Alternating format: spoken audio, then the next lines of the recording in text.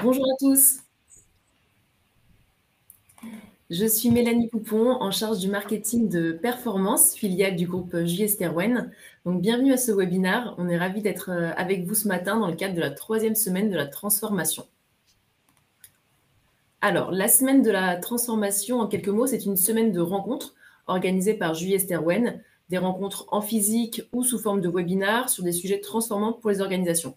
Et donc, cette nouvelle édition est dédiée au thème de l'impact positif des transformations, prises en compte sous différents axes, les organisations, les managers, les collaborateurs ou encore les territoires. Donc, je vous invite à aller sur le site de JS Terwen pour retrouver le programme de cette semaine qui s'annonce très riche. Alors, si on parle de JS Terwen en quelques mots, JS Terwen, c'est un des leaders du conseil en stratégie, transformation et innovation. Nous accompagnons les organisations pour les aider à s'adapter aux grandes mutations actuelles avec une approche axée sur différentes dimensions, business, people, agilité, digital et aussi l'environnement. Donc JS Terwen, c'est une entreprise à mission qui incarne le consulting for good et donc avec pour objectif de générer un impact positif et durable. Et quand on parle de l'approche people, on retrouve l'expertise de la filiale Performance, donc, qui vous propose aujourd'hui ce webinaire. Et donc, Performance, nous sommes le spécialiste de l'évaluation et du développement des soft skills, donc les savoir-être au travail. Depuis 35 ans maintenant, notre expertise se fonde sur la connaissance de l'individu au travail et nous permet d'accompagner les organisations sur leurs enjeux de recrutement, de gestion de carrière ou de développement des talents individuels et collectifs. Donc, cette connaissance est issue du terrain, puisque chaque année, ce sont plus de 350 000 individus qui évaluent leurs soft skills au travers de nos solutions d'évaluation. Et elle est également issue des études que nous menons ou que nous sponsorisons, notamment au travers de la chaire Compétences, Employabilité et Décision RH de l'EM Normandie, donc Performance MSN. Et donc, ce matin, vous aurez d'ailleurs l'honneur de découvrir en avant-première les résultats de la dernière étude de la chaire, l'étude dédiée au talent, avec l'intervention de Jean Pralon, qui est titulaire de la chaire et par ailleurs professeur en gestion des ressources humaines. Bonjour Jean. Bonjour Mélanie. Nous aurons également le plaisir d'échanger sur la question du talent avec Sarah Guillouette, Talent Management and Learning au sein du groupe RATP. Bonjour Sarah. Bonjour à tous. Et nous serons également accompagnés de Dominique Duquesnoy, directeur général de Performance. Bonjour Dominique. Bonjour Mélanie, bonjour à toutes et à tous. Alors, avant de démarrer, je vous rappelle juste que vos micros sont coupés pour assurer une bonne qualité d'écoute. Pour tout problème technique, vous pouvez vous pouvez vous signaler via le chat, donc à droite de votre écran, sur l'onglet public. Et pour toutes les questions, que ce soit pour Sarah, pour Jean ou pour Dominique, vous pouvez cliquer sur l'icône question qui est tout en bas, c'est le petit point d'interrogation. Et quand il est bleu, vous pouvez taper votre question et nous l'envoyer. Et nous y répondrons en fin de session. Voilà, on va pouvoir démarrer ce webinaire, rentrer dans le vif du sujet. Alors, on va démarrer par Jean. Jean, c'est vrai que la notion de talent, le mot talent, on l'entend partout. On le voit partout, mais c'est un terme parfois ambigu. Un terme parfois ambigu. Est-ce que vous pouvez nous en dire plus sur cette notion de talent, d'où elle vient et comment elle a évolué au cours des années? Oui, bien sûr. Alors, 3 choses pour commencer. La première, c'est la montée irrésistible du terme de talent partout en RH. Dans les conventions collectives, on le retrouve quasiment partout. Dans les offres d'emploi, on le retrouve absolument partout. Et puis, dans les sites carrières aussi, j'ai fait un petit calcul rapide. 100% des sites carrières des entreprises du CAC 40, par exemple, emploient le terme de talent. Or, dans la théorie RH, dans un manuel de ressources humaines, par exemple, si on cherche le mot talent, on ne va pas le trouver en tant que tel. On va trouver des théories sur le talent. Dans le McKinsey, je vais en parler un petit peu après, mais on ne va jamais trouver ce terme-là défini quelque part, parce qu'on se dit que le talent, ça n'est pas une caractéristique spécifique d'un individu qui serait qui répondrait à une définition claire comme le sont les compétences. C'est plutôt un terme que l'entreprise doit définir par rapport à sa stratégie. Donc le terme de talent n'est défini nulle part. Pourtant, quand même, si on remonte un petit peu en arrière, dans la généalogie de l'apparition du talent en RH, il y a un moment particulier qui est le travail de McKinsey. Alors McKinsey, vous connaissez bien sûr le cabinet qui a fait parler de lui il y a quelques années. Mais avant tout ça, McKinsey, c'est le cabinet qui a sorti, qui a créé ce terme de talent et qui l'a introduit massivement dans les RH. Et il l'a fait d'une façon extrêmement précise. Alors c'est paradoxal parce qu'aujourd'hui, le talent, c'est un concept un petit peu flou, comme tu l'as dit, c'est un petit peu ambigu. Pour autant, chez McKinsey, ça correspond à un truc très précis. McKinsey, c'est d'abord un cabinet de conseil en stratégie. Et comme McKinsey, dans les années 90, se dit on a un problème pour accompagner la transfo des entreprises, et plus précisément pour accompagner le retour à l'emploi de beaucoup de collaborateurs dans les entreprises, on va essayer de créer une notion qui va avoir un impact fort, à la fois pour transformer les entreprises, et aussi à l'époque, pour que McKinsey redevienne le leader qu'il avait un petit peu du mal à être à l'époque. Alors McKinsey dit quoi? McKinsey d'abord pense stratégie, et se dit investir, c'est choisir, et une stratégie, c'est se dire qu'il y a des sujets sur lesquels on va investir et mettre de l'argent, et d'autres sur lesquels on va moins mettre de l'argent. Et McKinsey décline ça en RH en se disant, au fond, une entreprise performante, c'est celle qui sait investir sur certains de ses collaborateurs, et pas sur tous, ce qui veut dire donc qu'il y a des collaborateurs essentiels qui méritent d'avoir plus de rémunération, plus d'avantages, plus de formation, parce que ceux-là vraiment sont importants et stratégiques, et les autres, malheureusement pour eux, le sont beaucoup moins. Donc au départ, McKinsey, c'est dire au fond, on trie les collaborateurs en 3 paquets. Il y a ceux qui sont indispensables, ceux dont on ne peut pas se passer, qui sont un avantage concurrentiel, stratégique, décisif, ceux qui ne sont pas substituables, et ceux-là, il faut les payer plus cher, il faut les développer, il faut les coacher. Et puis il y a les B et les C. Les B, c'est un peu moins bien, mais ça va encore. Et puis les C, c'est les collaborateurs dont on devrait logiquement pouvoir se passer. Donc au départ, chez McKinsey, le talent, c'est une catégorie très faible de collaborateurs, ils sont très nombreux, ils sont indispensables, ils sont impossibles à remplacer. Si on les remplace, on perd une part essentielle de l'entreprise. Mais surtout, le talent, c'est donc rare, c'est un potentiel, mais ça se développe et ça s'accompagne. Mais c'est d'abord très sélectif. Chez McKinsey, le talent, c'est une lecture très sélective et très ségrégative du talent. Alors, un petit peu pour l'histoire aussi, le coup de génie de McKinsey, bien sûr, c'est d'avoir employé le terme de talent. Qui a du talent avant McKinsey? C'est l'artiste. Et un artiste, c'est quelqu'un qui a des dons. Donc, c'est quelqu'un qui est sur Terre parce qu'il a été doué de capacités exceptionnelles, qui justifie aussi qu'il gagne beaucoup d'argent. Vous savez que le monde de l'art, c'est un monde dans lequel il n'y a pas de classe moyenne. Chez les artistes, il n'y a pas d'artistes moyens. Il y a des très très bons. Il y a Picasso, Damien Hirst qui gagnent beaucoup d'argent, et puis il y a des gens qui font des choses beaucoup plus modestes, mais il n'y a pas de classe moyenne. Là, c'est la même idée. Donc chez les talents, chez les très très bons, il n'y a pas de classe moyenne, il y a des gens exceptionnels qu'il faut garder à tout prix, et puis les autres, c'est un petit peu différent. J'en viens à aujourd'hui. Alors du coup, que devient ce terme de talent aujourd'hui? Qu'est-ce que les collaborateurs en ont retenu? Est-ce qu'ils en ont retenu cette lecture très ségrégative qui était à l'origine celle de McKinsey? Ou bien est-ce qu'ils en ont retenu des choses un peu plus souples, un peu plus ouvertes? Pour comprendre ça, on a fait ce qu'on a fait souvent dans le cadre de la chaire avec Performance, c'est faire juger des profils par des collaborateurs. Alors, si on demande aux gens leur avis sur un sujet, donc si on leur disait « mais qu'est-ce que c'est le talent pour vous ?» ils nous auraient dit des choses assez convenues. Le talent, comme n'importe quel concept un petit peu touchy, si on demande aux gens de le définir, ils vont nous dire des choses très convenues, très soft. Ce qu'on a préféré faire, c'est leur demander de juger des profils. Donc on a créé des faux profils, un peu format entretien d'évaluation annuel, dans lequel on a mis l'âge, le genre, donc homme-femme, le diplôme, on a mis des gens très diplômés, des gens moins diplômés, on a mis la performance et l'ancienneté. On a demandé aux personnes qu'on a interrogées, et c'était près de 500, d'après vous, cette personne-là est-elle ou non un talent? Alors, évidemment, dans la pile, il y avait des gens qui avaient un très beau diplôme et qui étaient un peu âgés, des gens qui avaient le même diplôme mais qui étaient plus jeunes. Enfin, vous imaginez toutes les combinaisons possibles. Donc, on a d'abord fait juger par nos répondants ces différents faux profils. On a aussi regardé qui étaient nos répondants.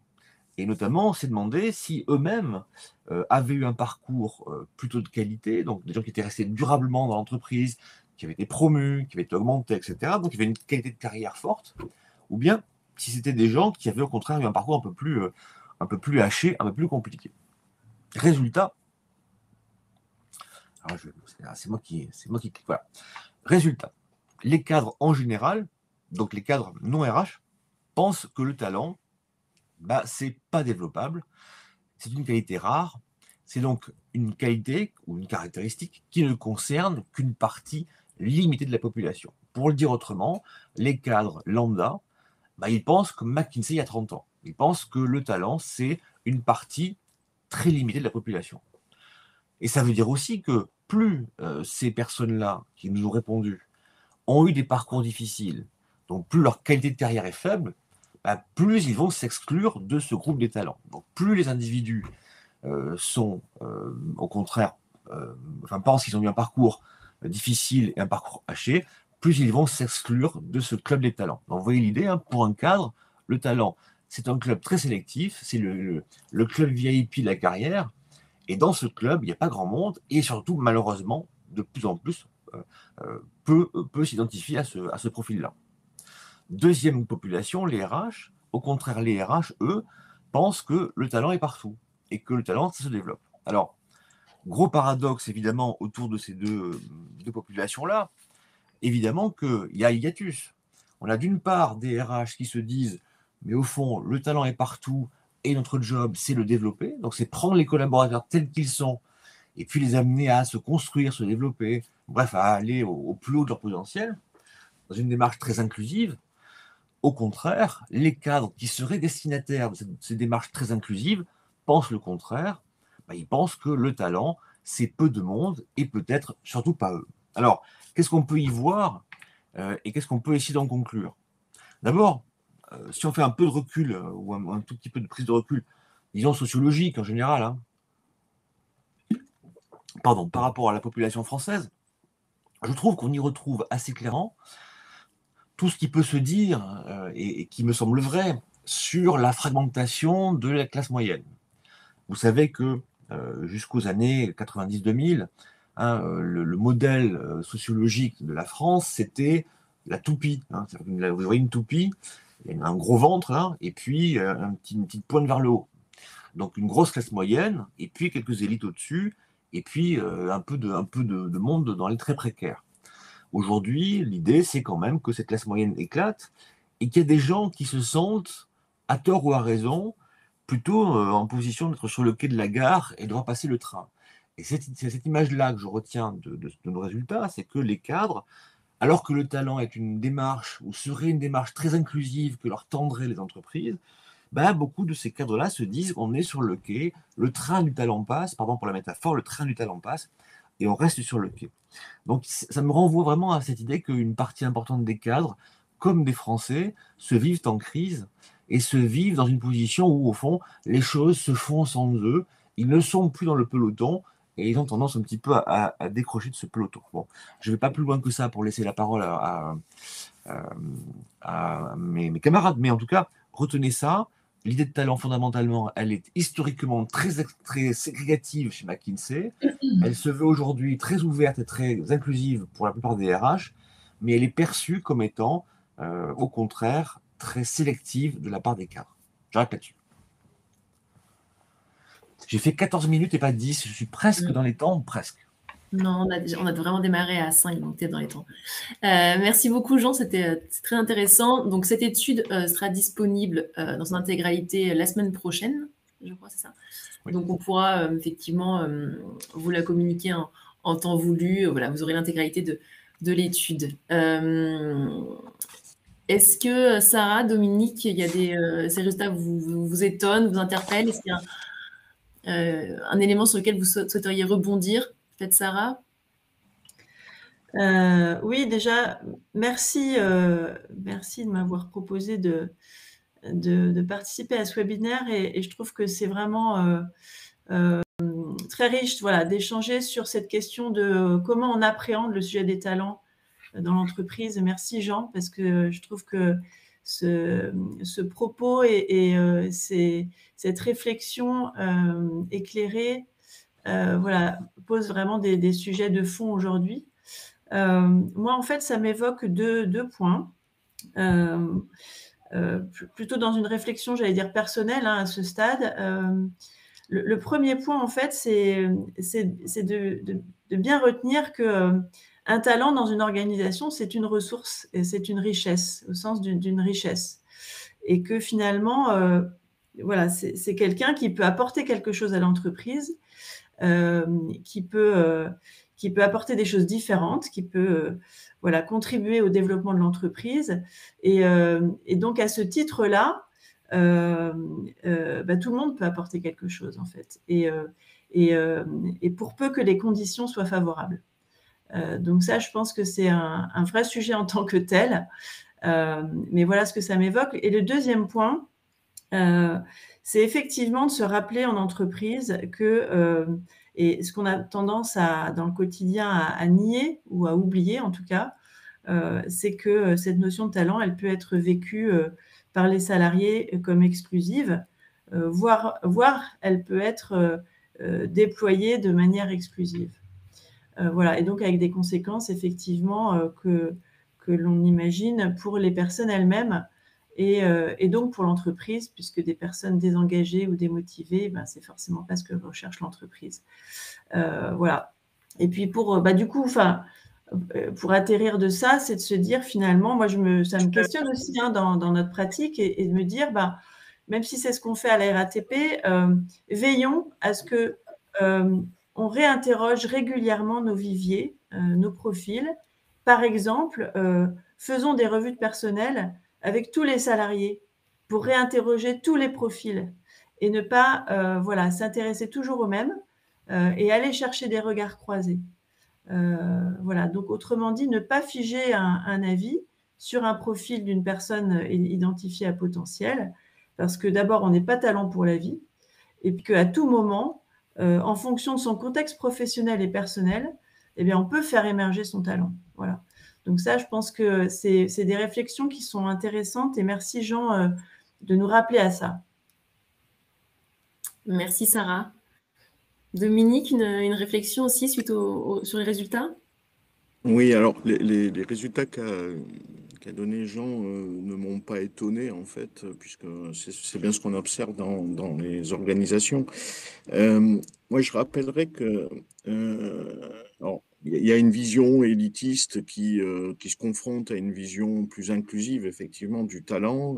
Ça, c'est quelque chose qu'on observe, mais peut-être rappeler qu'un talent, finalement, c'est un pari sur la performance future de l'organisation. Un talent, c'est finalement un bénéfice différé que l'on espère.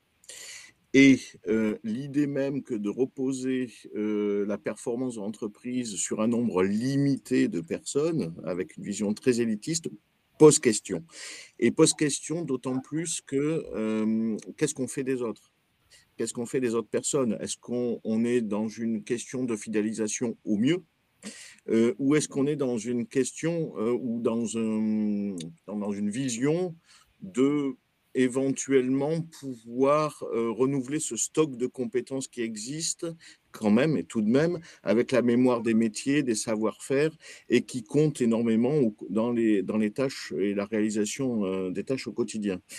Donc, moi, ça me questionne, c'est ce qu'on observe, mais l'idée même ça pose la question de la manière dont on voit finalement l'avenir. C'est une vue de l'esprit.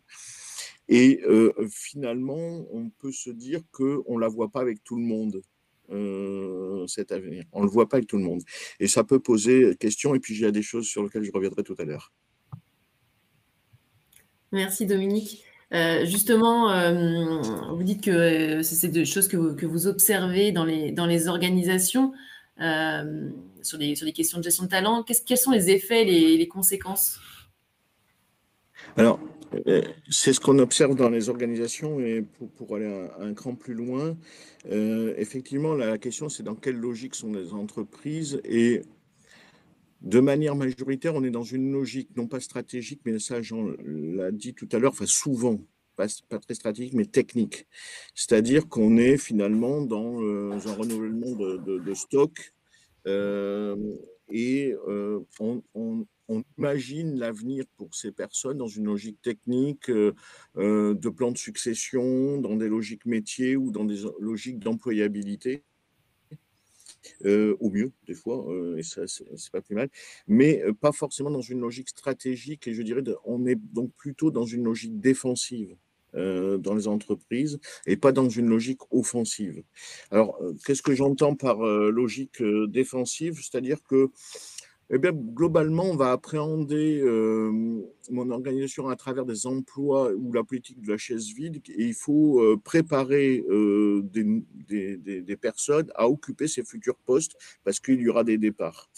Donc, c'est une logique assez technique et en fait, on est dans une logique aussi défensive où il faut donner du grain à moudre finalement à certaines personnes pour pas qu'ils partent. Et on va les récompenser. On va récompenser bien sûr les plus performants pour limiter en tout cas ce risque de fuite des talents tout simplement. Parce que quand on est sur un marché de l'emploi qui est peut-être plus tendu, eh bien, le recrutement d'un talent en externe peut coûter très cher. Donc on est dans ces logiques défensives, économiques, etc. Et pas forcément dans une logique offensive où finalement, on essaierait de se positionner sur un marché avec une véritable stratégie, en essayant de développer une approche très différenciante, à la fois, bien sûr, sur le marché, mais aussi en essayant de proposer une projection très positive à finalement l'ensemble de ces collaborateurs, ou même de trouver un avantage concurrentiel fort, décisif, qui me permettrait de me démarquer de la concurrence. Donc, il y a quand même un point peut-être à prendre en compte que la crise sanitaire a peut-être ces derniers temps accéléré, c'est que l'hyper-personnalisation de la notion de talent est à forcément remettre en cause dans dans des organisations ou un marché ou une situation économique qui nécessite de plus en plus d'interactions, qui nécessite de produire des idées nouvelles. Et on le sait que c'est dans des logiques d'interaction, de relations qu'elles vont se trouver. Donc l'hyper-responsabilisation et une vue peut-être un peu court-termiste de la notion de talent peut empêcher peut-être d'avoir une vision à la fois ambitieuse, mais aussi stratégique. Merci Dominique. Jean, je te vois acquiescer. Tu voulais ajouter quelque chose Une remarque en passant. Un des succès, il y aurait plein de choses à dire sur la raison pour laquelle ce terme de talent a eu du succès. Et pourquoi talent et pas compétence, par exemple. Qu'est-ce qui fait qu'on parle de talent et pas de compétence? Les compétences, ça se définit par des référentiels, ça se mesure par des tests, par exemple, alors que la notion de talent, elle est floue. Et ce qui en fait le succès, c'est précisément qu'elle est floue. Et je dis ça parce que c'est très difficile pour beaucoup d'entreprises de savoir de quoi vraiment elles auront besoin demain. C'est un débat qu'on a eu souvent ensemble et qu'on a croisé souvent. C'est quoi faire du prédictif en recrutement, par exemple? C'est le débat. Est-ce que le bon d'aujourd'hui sera bon demain parce que on veut dire que rien n'aura changé autour de lui? Bon. Là, c'est un peu la même question. Est-ce que les entreprises savent précisément dire de quoi elles auront vraiment besoin demain? Est-ce qu'elles le peuvent? Est-ce qu'elles le savent? Est-ce qu'elles se pensent en situation d'être suffisamment stables pour pouvoir le faire? Et c'est bien que le grand débat aujourd'hui, c'est de la société de l'ambiguïté. C'est-à-dire qu'on n'est plus dans un monde de complexité, dans un monde d'ambiguïté. Donc les signaux faibles sont censés nous éclairer, pas des signaux forts. Qui auraient prévu qu'on serait là ce matin à parler de talent après une phase de recrutement folle qui a suivi une pandémie mondiale, etc. etc. Voilà. Donc le monde est très, très ambigu. On peut aussi dire que les entreprises sont contentes d'utiliser ce terme de talent pour son ambiguïté et pas forcément de façon malicieuse ou de façon fourbe. C'est aussi parce que c'est une façon de poser un peu un concept qui se veut un peu rassurant. De fait, il ne l'est pas, mais qui se veut rassurant pour essayer de modéliser quelque chose en lieu et place d'une projection sur les besoins de l'avenir qu'on ne sait pas très bien quantifier. Ça, c'est la cause, disons, un peu du côté de l'entreprise. Il faut aussi peut-être se dire quand même que du point de vue des salariés, des individus qui se situent comme ça dans une espèce de perspective un peu désenchantée, c'est que dans la société française quand même, hein, je disais l'autre jour avec des collègues, on est tout le monde dans ce pays est quelque chose moins major de Polytechnique. Hein. C'est-à-dire que la hiérarchie sociale est faite de sorte que tout le monde se situe par rapport à celui qui a été major de Polytechnique. Et donc on est à 3, 4, 5, 10, 15 rangs en dessous. Ben là, c'est la même idée. Hein. Il y a des talents et puis des gens qui se disent ben non, c'est d'autres que moi, c'est pas moi. Voilà. Merci Jean. Alors, on va s'intéresser maintenant un peu plus spécifiquement à la RATP. Sarah, c'est quoi le talent à la RATP? Est-ce que ça désigne une population spécifique? Alors déjà, à la RATP, on a une culture de la promotion sociale qui est très forte. Hein. C'est vraiment un marqueur fort de cette entreprise et c'est pas rare de voir des cadres qui sont entrés dans l'entreprise sur un poste d'opérateur. Donc, de manière générale, on sait reconnaître et on a besoin de reconnaître les talents de nos salariés pour les accompagner sur des responsabilités élargies. Les gens ont encore aujourd'hui le souhait de rentrer dans l'entreprise et pour non pas pour un poste, hein, mais pour y découvrir, pas forcément pour y faire carrière, quoique c'était encore le cas il y a pas longtemps, ça l'est encore un peu, mais ça devient plus hétérogène, on va dire, aujourd'hui. Mais on a tout intérêt à accompagner des personnes pour que ils puissent explorer toutes leurs capacités et tout simplement ne pas tomber dans la routine. Hein. Donc, quand on identifie des personnes qui sont machinistes et qui ont plein de très bonnes idées et concourent à la performance de l'exploitation du transport, forcément, ce sont des personnes qu'on a tout intérêt à accompagner dans le développement de leur parcours. Donc ça, on sait plutôt bien faire. Et d'ailleurs, on a un turnover qui est extrêmement faible encore aujourd'hui. Donc on accompagne spécifiquement les populations en fonction de leur métier et de leur niveau en termes de détection, de formation, de promotion.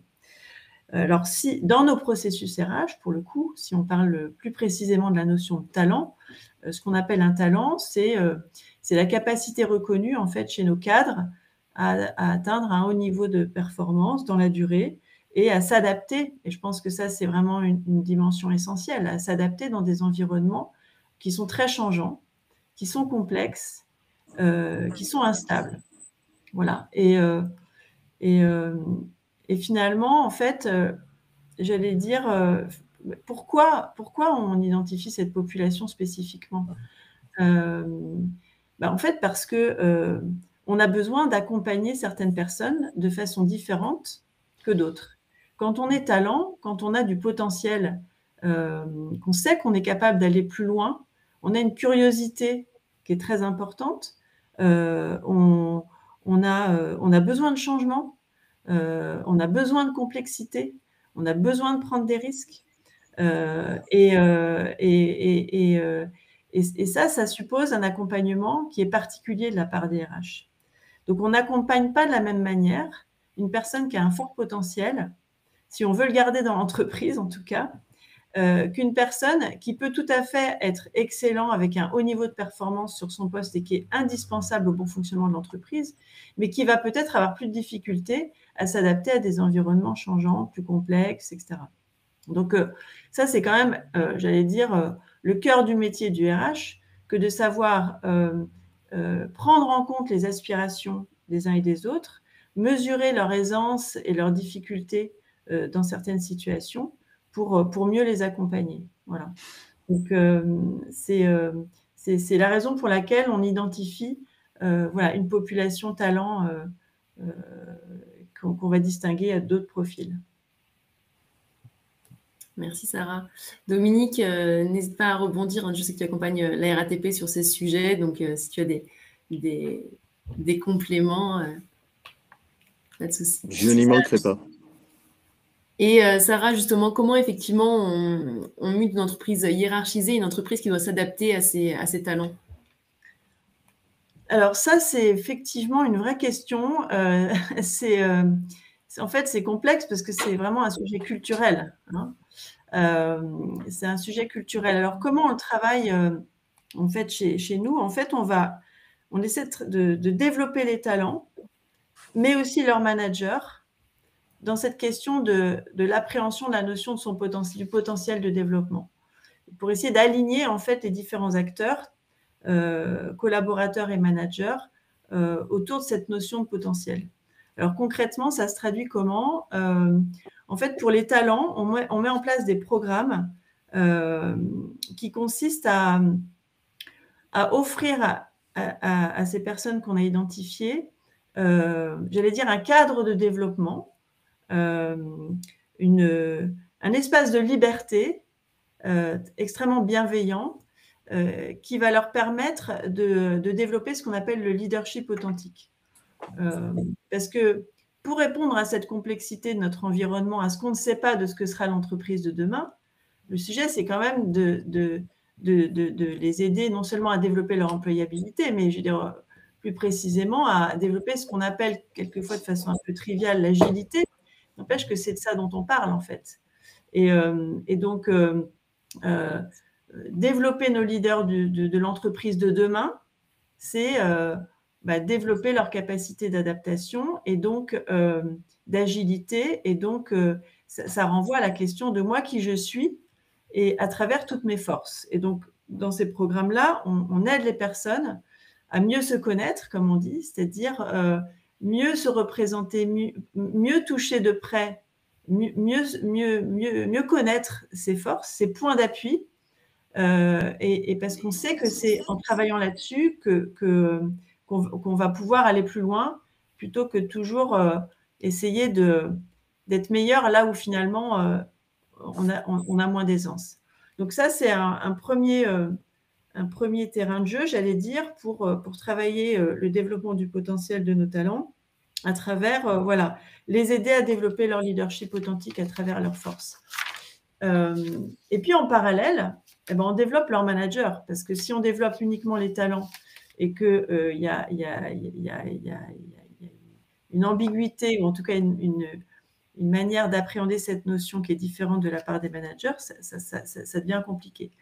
Donc, en fait, on aide les managers à passer de ce qu'on appelle le rôle du sachant au manager développeur. Alors, ça tombe bien, et ce qui nous aide beaucoup, c'est que depuis 2018, maintenant, on a un référentiel managérial qui définit 3 rôles au manager, qui sont celui d'être coach, leader et entrepreneur. Donc, développer ce rôle de coach et le manager, ça ne veut pas dire en faire un professionnel du coaching, mais ça veut dire se centrer véritablement sur la question de l'émergence. Dans une entreprise d'ingénieurs, on a tendance à dire, à être très descendant, à dire quelle est la solution. Et donc ça, c'est vraiment, pour ça, je dis aussi un sujet culturel, c'est-à-dire d'où on vient, comment on a été éduqué, et faire ce pas de côté, c'est un vrai exercice qui, quand les managers y touchent, ils adorent en fait, et ils y reviennent. Donc, on le fait en les formant, on le fait en leur donnant un rôle dans le cadre des programmes talents, justement. On monte des ateliers de leadership sur la question de la posture coach. On forme beaucoup des mentors, parce qu'on a des mentors dans un programme dirigeant que l'on forme sur cette posture qui est quand même très proche du développeur de talent.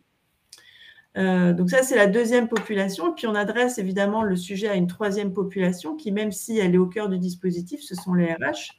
Il n'empêche que ça suppose quand même, là pour le coup, qu'ils aient une longueur d'avance et qu'ils soient dans la facilitation de ce travail-là.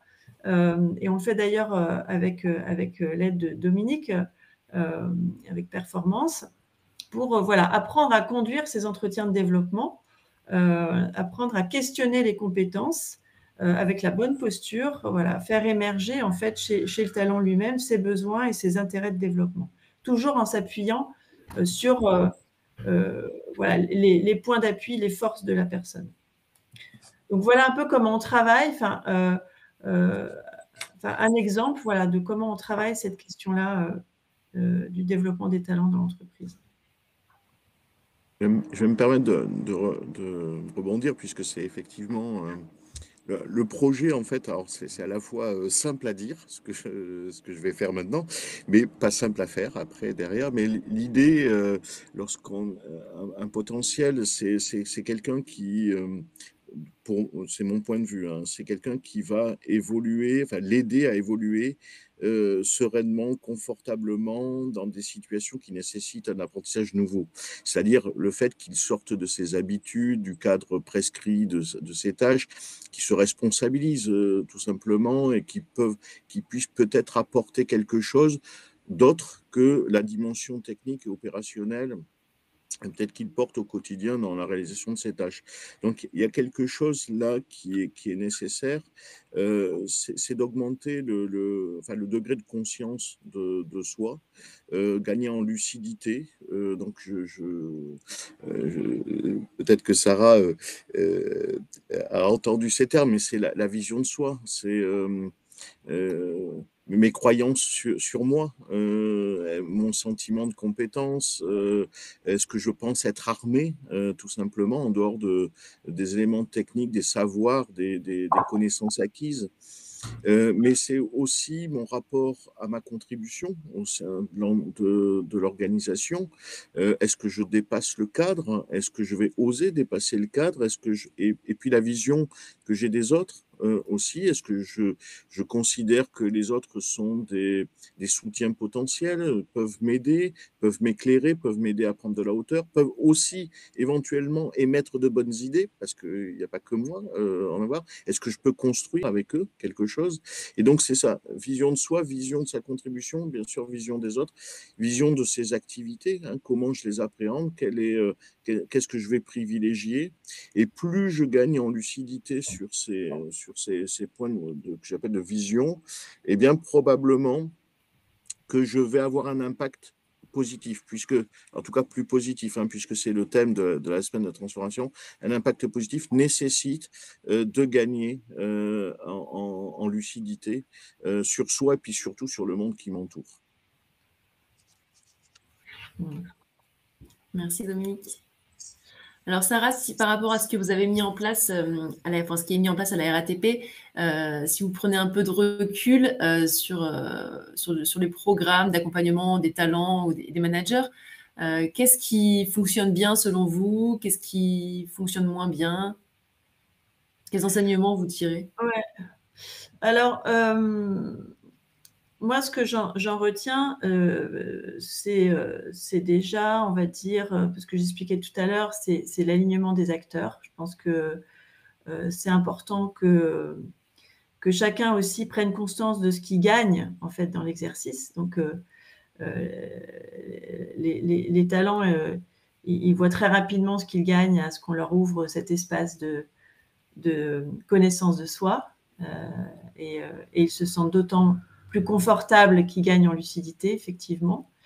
Les managers, ils ont conscience qu'il faut qu'ils changent, en fait. Et donc, comprendre ce qu'attendent, en fait, les talents et se développer autour de ça, pour eux, c'est vraiment vertueux.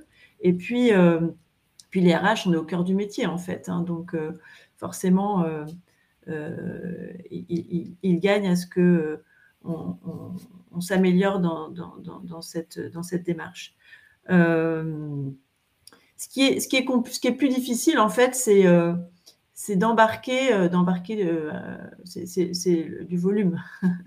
C'est-à-dire, aujourd'hui, on peut compter à peu près 300 talents et leurs managers qu'on a pu embarquer dans le dispositif. Ça serait bien qu'on emmène le double. Parce que finalement, oui, je constate une chose, c'est que ceux qui y goûtent, ils reviennent. C'est-à-dire que quel que soit le type d'opportunité que l'on propose aux managers pour se développer sur ce champ, eh bien, les mêmes personnes y reviennent à chaque fois, quoi. C'est-à-dire qu'ils ont mesuré la profondeur de l'exercice et ils ont mesuré combien, voilà, ça ne s'improvisait pas. Maintenant, ça veut dire aussi qu'il y a des personnes qui sont plus éloignées, qui sont des managers d'une école un peu plus traditionnelle et qui sont peut-être plus difficiles à convaincre. Mais, encore une fois, moi, j'ai vu vraiment des personnes qui avaient vécu des pratiques managériales vraiment très éloignées de ça et qui adorent. Hein. Mais bon, voilà, la question de l'embarquement de tous, c'est un vrai sujet. Le temps pour le faire, parce que ça demande du temps. Donc ça, c'est vraiment un vrai sujet, que ce soit pour les RH ou les managers, hein, de prendre le temps de développer ses collaborateurs. C'est indispensable, mais voilà, il faut réussir à le rentrer dans un agenda. Et puis peut-être pour conclure et pour finir là-dessus, sur cette première aperçu un peu général, en préparant ce webinaire et à réfléchir finalement avec un peu de recul à tout ça, moi ce que je pense, c'est que ce qui a changé, en tout cas ce que j'entends de la part des talents et de leurs managers et de leur RH, c'est que le fait de mettre du dialogue sur le travail, en fait, de parler de leadership. Moi, j'entends des personnes me dire, on parle de leadership, ce qu'on n'a pas fait, ce qu'on fait généralement pas, quoi. On parle entre nous de leadership. On met des mots sur notre manière d'agir au quotidien, quoi. Et Dieu sait, c'est vraiment d'une grande difficulté chaque jour pour tous. Et je pense que ça, c'est vraiment aussi une condition du bien-être au travail. Et c'est aussi un élément, du coup, par voie de conséquence, j'allais dire, un levier de fidélisation, hein, puisque on sait bien que les personnes qui quittent l'entreprise, c'est bien souvent parce qu'ils ont des sujets dans la relation managériale. En fait, ils ne sont pas satisfaits de leur relation avec leur manager, individuellement ou collectivement d'ailleurs. Donc voilà, moi je trouve que parler de ces difficultés, parler de sa manière de faire, de ses succès et puis de ses échecs, c'est un vrai levier en fait de développement et de fidélisation des talents. Juste une petite question au passage, mais pardon, elle est peut-être un peu digressive. Pourquoi c'est dur de parler de leadership? Parce que là, à l'instant, vous disiez, les collaborateurs ont été contents qu'on puisse, comme si c'était un peu un tabou, comme si c'était un terme impossible à utiliser. Ouais. Alors, pour plusieurs raisons. Encore une fois, il faut avoir le temps. C'est-à-dire qu'au quotidien, on ne prend pas le temps de se poser, en fait. On ne prend pas le temps de se poser. Oui, je comprends. Et quand on fait des entretiens annuels, on parle des résultats. Voilà. Et quand on bâtit son plan de formation, on est plutôt, on ne parle pas toujours du fond, malheureusement. Donc là, c'est vraiment un sujet de comment on travaille mieux le plan de développement à partir de ce qu'on vit. Voilà. Et puis, la deuxième raison, c'est que en fait, on n'est pas habitué à parler de ce qu'on sait bien faire. On est souvent très, très prudent, en fait, hein, sur ce qu'on fait bien ou moins bien, en fait. Donc après, ça dépend certainement des entreprises et des cultures d'entreprise. Mais voilà, nous, on a découvert la richesse que pouvait apporter le fait de parler de ses succès, de ce qui marchait bien. Et ça, c'est voilà, la démarche appréciative nous a beaucoup apporté sur ce point. Merci beaucoup, Sarah, pour ce retour d'expérience. Est-ce que Dominique, Jean, vous vouliez ajouter un point avant qu'on passe aux questions-réponses?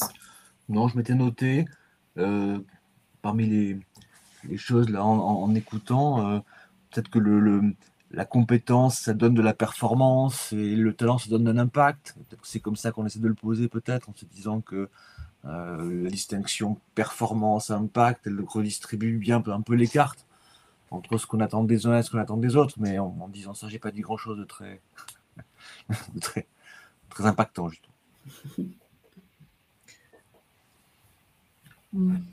Dominique? Ouais, Un point de réflexion, c'est cette notion qui a été posée de talent, posée par McKinsey. Et puis j'ai vu quelques questions, des commentaires sur cette vision élitiste, etc. Mais il y a quelque chose de désirable aussi derrière, hein. C'est-à-dire que tout le monde a envie d'être un talent, et en tout cas reconnu comme tel. Et donc, on en a fait un objet désirable. Et je pense qu'il ne faut pas, pour revenir à la notion de talent, parce que pour moi, l'idée d'un talent, faut le rattacher à l'organisation et au contexte et à la stratégie, comme l'a dit Jean. Et on ne peut pas, selon moi, le baser uniquement sur l'individu. Mais il faut, ça c'est un vrai point de vue, d'être au centre des intérêts réciproques. C'est-à-dire qu'il faut que ce soit partagé. C'est-à-dire la vision qu'on a d'un talent, il faut l'exprimer, il faut la rendre beaucoup plus explicite. À la fois dans ses bons côtés, oui, il y a des points qu'on valorise chez nous. Bah oui, c'est ce qui nous distingue, c'est ce qui fait qu'on n'est pas comme l'organisation concurrente et néanmoins amie, mais voilà, on se positionne aussi par rapport à ça. Donc, il faut qu'elle soit basée sur l'individu qui doit faire ressortir ses qualités, ses ressources, ses dispositions, ses habiletés, je ne sais trop quoi, mais évidemment aussi ses compétences techniques aussi, parce que ça compte aussi, malgré tout, mais aussi de le mettre en parallèle, quand j'en parlais d'impact, effectivement, au regard de l'organisation. Et l'organisation est de plus en plus emmenée à avoir une responsabilité sociétale. L'organisation est emmenée à avoir de plus en plus un impact positif dans la société. Et donc, effectivement, pour moi, c'est vraiment d'être au centre des intérêts réciproques. Si c'est que la performance pour la performance, je pense que ça n'ira pas. Si c'est l'impact d'un côté sans la performance, ça n'ira pas non plus. Il ne faut pas oublier non plus les finalités d'une organisation qui sont quand même de faire de la profitabilité. Et il ne faut pas oublier que l'individu cherche à satisfaire ses propres besoins, ses aspirations, et qu'on peut s'épanouir dans un environnement professionnel. Donc, moi, je crois beaucoup à l'idée de partager, d'aider la personne à verbaliser, mais aussi de comprendre en quoi elle va pouvoir se projeter avec les codes et normes de fonctionnement d'entreprise et par rapport à ce qui est attendu. Donc, d'être au centre des intérêts réciproques. Merci Dominique. Alors effectivement, on avait des questions un peu qui sont arrivées au cours du webinaire, un peu sur ce sujet. Alors je vous rappelle effectivement, pour ceux qui sont arrivés en cours de route, vous pouvez nous envoyer vos questions via le chat, donc en bas à droite de votre écran. On avait justement effectivement des questions et des commentaires par rapport à cette notion de talent. Est-ce que le talent serait la personne la plus performante dans l'entreprise? Est-ce qu'on a besoin que de gens performants? Et qu'en est-il de ceux qui vont, entre guillemets, mettre l'ambiance, c'est-à-dire ceux qui vont être plus au service du collectif? Est-ce qu'on ne pourrait pas être dans une vision un peu moins compétitive? Ouais, je vais me lancer, parce que pour moi, je n'ai pas déjà une vision de la compétition négative, déjà. C'est négative à partir du moment où j'empêche l'autre aussi de jouer avec les mêmes règles du jeu. Parce que il y a aussi des règles du jeu. Le problème, c'est quand on ne les respecte pas et que éventuellement, je peux empêcher quelqu'un d'autre. Moi j'aime bien aussi l'esprit de compétition. Ça peut être aussi très, très simple au sein d'une organisation pour atteindre. Il y a de l'émulation, il y a de la stimulation aussi derrière. Oui, à condition aussi de mettre en évidence, de mettre en lumière ceux qui ont un impact positif sur le collectif et de ne pas regarder uniquement la performance, de regarder le processus qui emmène à la performance. Ça compte aussi. Si je suis hyper performant, mais que finalement j'ai une performance individuelle et pas j'ai pas rassemblé, j'ai pas coopéré et que ça touche les valeurs de mon organisation ou de l'équipe, bien évidemment c'est pas une performance contextuelle ou c'est bien évident, mais je voudrais pas non plus qu'on mette à distance cette notion de compétition, cet esprit de compétition saine qui peut tout à fait être utile pour une organisation. Si je peux compléter peut-être aussi, Mélanie, pour la RATP, et puis ça va dans le sens de ce que dit Dominique. Pour nous, la notion de talent, c'est certainement pas un sujet d'expertise, c'est certainement pas un sujet de performance. C'est pour nous, avant tout, une capacité de la personne à mobiliser le collectif. Pour nous, ça, c'est une des dimensions fondamentales, en fait. Un talent qui n'embarque pas, c'est pas un talent pour le coup. Voilà. C'est bien commenté la question là, de Marion, je crois, c'est ça? Sur les profils juniors qui quittent l'entreprise, effectivement, qui sont détectés talents, mais qui quittent l'entreprise au bout de 2 ans en moyenne, comment mieux les développer et mieux les fidéliser, selon vous? Oui. Alors, il y a un gros paradoxe, évidemment, c'est que souvent les programmes talents, un peu comme la formation continue en général, ça fait un capital humain que les économistes appellent spécifique, c'est un capital humain qui ne peut servir qu'à l'entreprise. Donc, plus je développe des gens en les équipant de compétences qui ne servent ou qui ne sont spécifiques qu'à mon entreprise, moins je les rends employables sur le marché externe. Donc, évidemment, souvent, dans leur esprit, les collaborateurs ont un choix à faire. Soit je me projette en interne en développant mes compétences, mais uniquement pour l'interne, soit je garde un petit peu un œil sur l'externe, je me méfie de ce que pourraient être des compétences qui ne seraient pas monnayables à l'extérieur. C'est toujours un peu comme ça que ça se passe. Donc, pour ce qui est des juniors et des autres, moi je crois qu'il y a un double malentendu là-dessus, c'est que je pense que beaucoup de collaborateurs, si ce n'est tous, ont des aspirations à la mobilité interne et à la fidélisation. Ça, je pense que c'est même un besoin fondamental. Alors, on l'a beaucoup dit dans des webinaires qu'on faisait avec Dominique et Mélanie il y a quelques temps. On a beaucoup dit en matière de carrière que le fait d'être durablement socialisé, intégré, d'appartenir à un collectif, d'adhérer à des valeurs, c'était non seulement une aspiration, mais plutôt même un besoin. Et donc, que ceux qui font autre chose que répondre à ce besoin, le font de façon contrainte. C'est-à-dire en se disant, peut-être que je préférerais rester, mais comme si je reste, je vais développer des compétences qui après ne seront pas monnayables à l'extérieur, je prends un grand risque. Et là, il y a un sujet d'engagement à cultiver en essayant peut-être de prendre des engagements, justement, pour que, pardon pour le jeu de mots facile, mais pour que les collaborateurs s'engagent, il faut prendre des engagements avec eux. Et peut-être leur dire que, oui, on est parti pour une durée très longue, illimitée peut-être, parce que c'est finalement le régime normal. C'est un peu se le dire comme ça. Se dire rester et développer des compétences en interne, dans le cas des juniors, qui en ont au fond envie, ça devrait être la norme. Ça devrait être le format normal de collaboration. Voilà, Dominique et Mélanie ont reconnu mes marottes habituelles. Oui, mais j'accompagne tes marottes d'ailleurs. Oui, moi je pense qu'un jeune a besoin déjà de se confronter au monde de l'entreprise et a besoin de développer son employabilité et avoir le sentiment que si malheureusement il ne peut pas rebondir ou évoluer positivement dans cette entreprise, il le pourra à l'extérieur. Et c'est ça qu'il cherche, c'est qu'il n'a pas du fait de sa faible expérience, faible ancienneté, il n'a pas encore un stock de compétences suffisant pour être assuré et sécurisé. Donc, c'est ce qu'il cherche en premier lieu. Il cherche à renforcer ce phénomène. Donc, si l'entreprise le prive éventuellement d'une employabilité suffisamment large, il peut avoir ce sentiment que son avenir est un petit peu bouché, restreint, ou en tout cas ses capacités de rebond limitées. Donc, il va chercher ça. Donc, effectivement, moi, je milite pour que, en tout cas pour les jeunes, que vraiment l'entreprise ait un contrat de développement de son employabilité au-delà même de ce que fait l'entreprise ou des activités de l'entreprise. C'est le rassurer, en fait. Oui.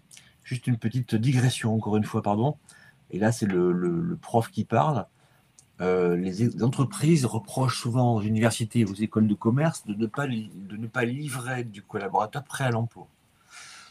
C'est-à-dire, ils ne savent pas faire ça, ils ne connaissent pas les codes, etc. Bon.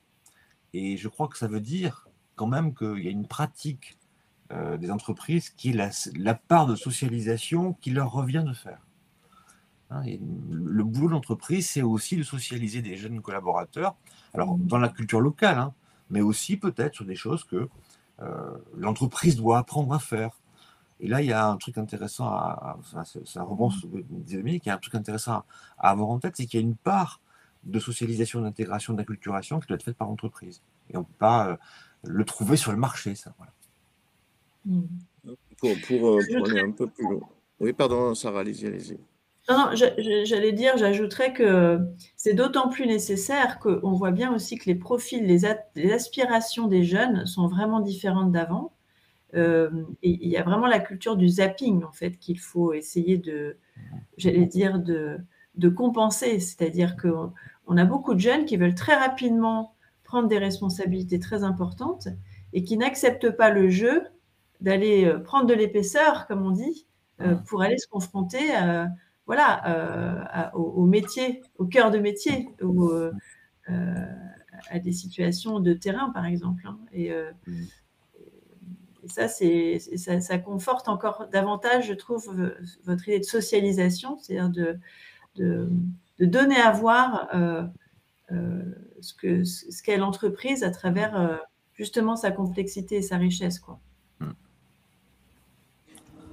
Il y a peut-être aussi pour les populations jeunes une méfiance vis-à-vis de l'organisation, hein, puisqu'on le sait aussi que les organisations ne peuvent plus promettre, alors c'est l'emploi à vie, etc. Donc il y a une certaine distance qui se crée à minima, et peut-être une approche au départ un peu transactionnelle. Voilà, j'aimerais une contrepartie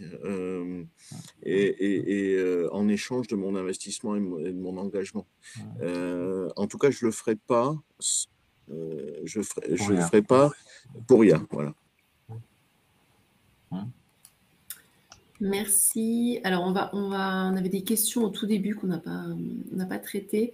On parlait du terme talent qui pouvait être ambigu.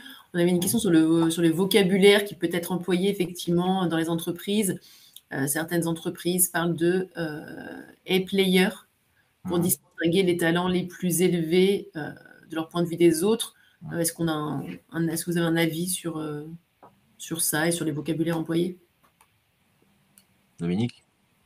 Non, aucun avis.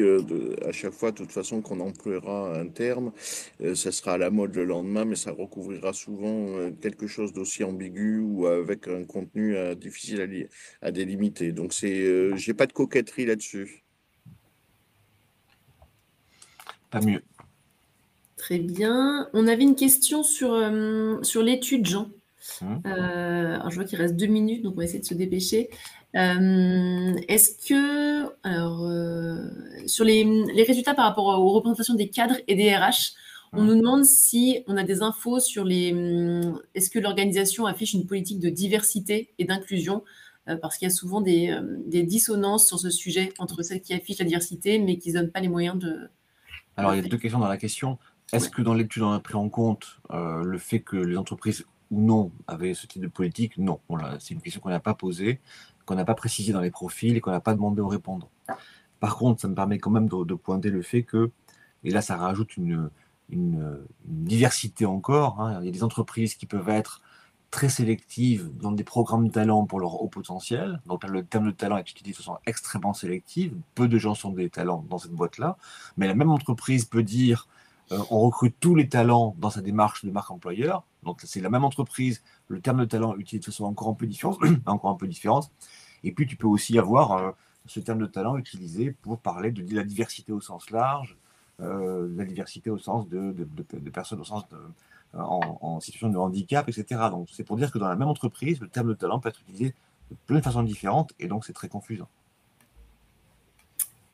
Et dans la même question, on a effectivement la question sur la mesure, comment on mesure les plus performants, et est-ce qu'on ne s'aperçoit pas le biais de favoriser ceux avec le parcours soi-disant parfait? Alors, puisqu'on n'aura pas trop le temps de répondre, on vous invite le 5 décembre pour répondre à cette question. Mais je pense que c'est multidimensionnel, c'est-à-dire que lisez aussi, on va partager l'étude, mais il y a des éléments aussi qui montrent quels sont les indices qui sont les plus retenus, en tout cas pour décrire un talent. Et des mesures qui sont des fois, alors à la fois pas étonnantes, mais qui peuvent surprendre. Merci Dominique. Ouais, c'était le teasing pour le 5. Voilà. Et puis, pour l'envoi de l'étude. Très bien. Oui, effectivement, on vous enverra voilà, les résultats d'études quand ils seront parus, puisqu'effectivement, c'était en avant-première, l'étude n'est pas encore parue. Et puis, Dominique va aller à un événement organisé par Performance le 5 décembre en présentiel à Paris sur ce sujet. Donc, on vous fera suivre également l'invitation. Il est 10h01, on n'aura pas le temps de répondre à toutes les questions. On essaiera de revenir vers vous par écrit pour les questions qu'on n'a pas traitées ce matin. On y répondra par écrit. Donc, en tout cas, merci à tous pour votre présence ce matin. Merci Sarah, merci Jean et merci Dominique pour vos apports et retours d'expérience. Merci à tous. Et à très bientôt. Bonne fin de journée à tous. À très bientôt. Bonne fin de journée.